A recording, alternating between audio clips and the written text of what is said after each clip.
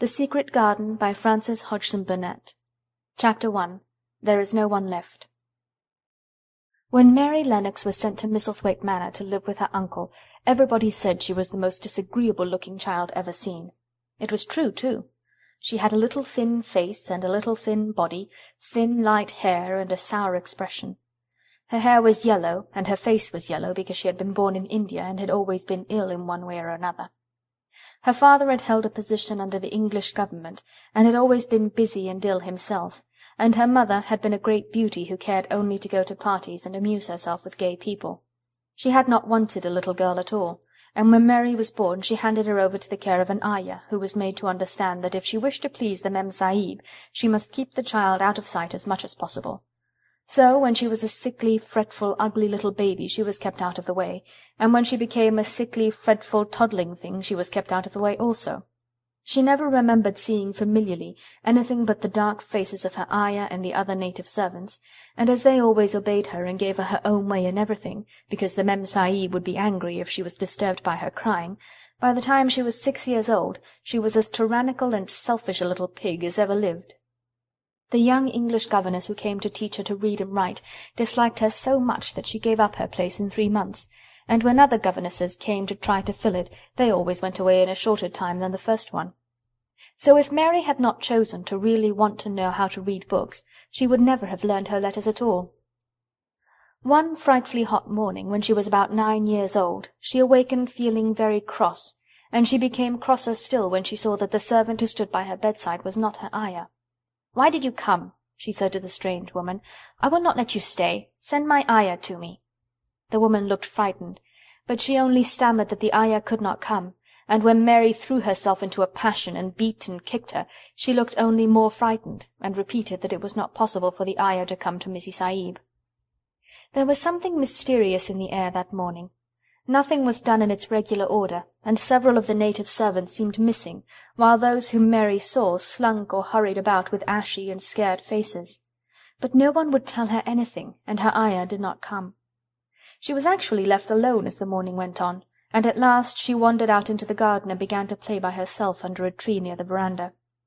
She pretended that she was making a flower-bed, and she stuck big scarlet hibiscus blossoms into little heaps of earth, all the time growing more and more angry, and muttering to herself the things she would say and the names she would call Saidi when she returned. "Pig! Pig! Daughter of pigs!" she said, because to call a native a pig is the worst insult of all.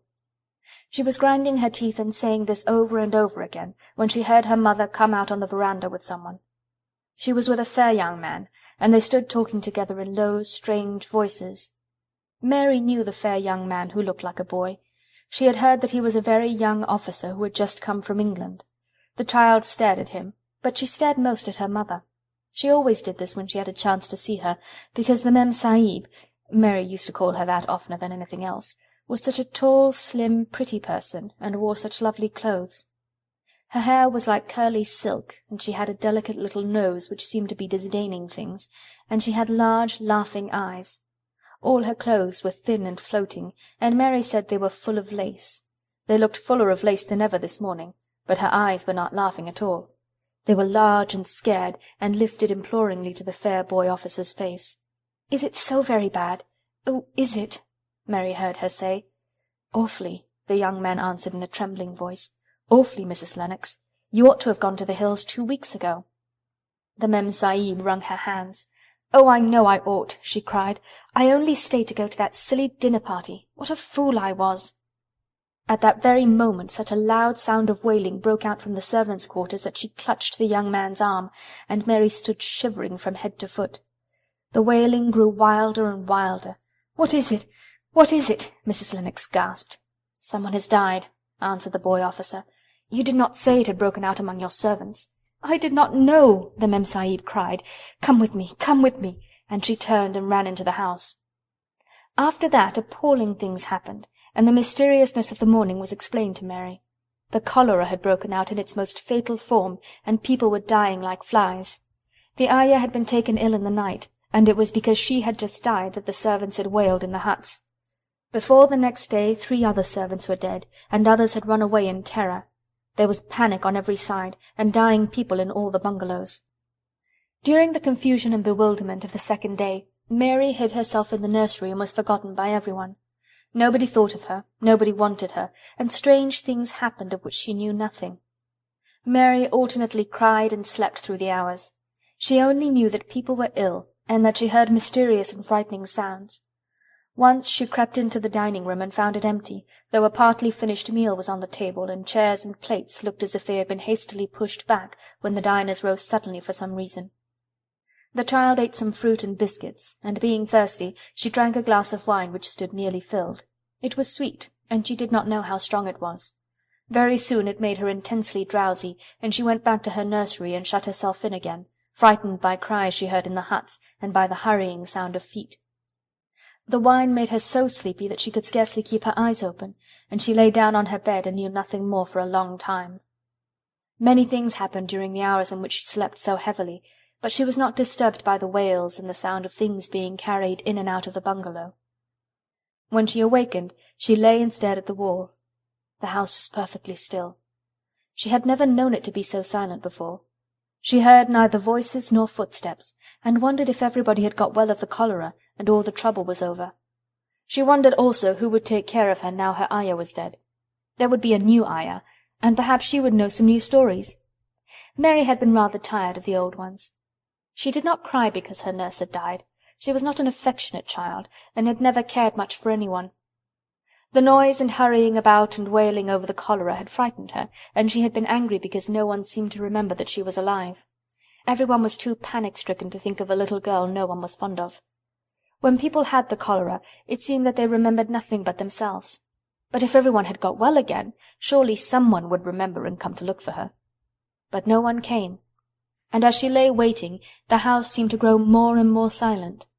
She heard something rustling on the matting, and when she looked down, she saw a little snake gliding along and watching her with eyes like jewels. She was not frightened, because he was a harmless little thing who would not hurt her, and he seemed in a hurry to get out of the room. He slipped under the door as she watched him. "How queer and quiet it is," she said. "It sounds as if there were no one in the bungalow but me and the snake." Almost the next minute she heard footsteps in the compound, and then on the veranda. They were men's footsteps, and the men entered the bungalow and talked in low voices. No one went to meet them or speak to them, and they seemed to open doors and look into rooms. "What desolation," she heard one say. "That pretty, pretty woman. I suppose the child, too. I heard there was a child, though no one ever saw her." Mary was standing in the middle of the nursery when they opened the door a few minutes later. She looked an ugly, cross little thing, and was frowning because she was beginning to be hungry and feel disgracefully neglected. The first man who came in was a large officer she had once seen talking to her father. He looked tired and troubled, but when he saw her he was so startled that he almost jumped back. "Barney!" he cried out. "There is a child here! A child alone! In a place like this! Mercy on us, who is she?" "I am Mary Lennox," the little girl said, drawing herself up stiffly. She thought the man was very rude to call her father's bungalow a place like this. "I fell asleep when everyone had the cholera, and I have only just wakened up. Why does nobody come?" "It is the child no one ever saw," exclaimed the man, turning to his companions. "She has actually been forgotten." "Why was I forgotten?" Mary said, stamping her foot. "Why does nobody come?" The young man, whose name was Barney, looked at her very sadly. Mary even thought she saw him wink his eyes as if to wink tears away. "Poor little kid," he said. "There's nobody left to come."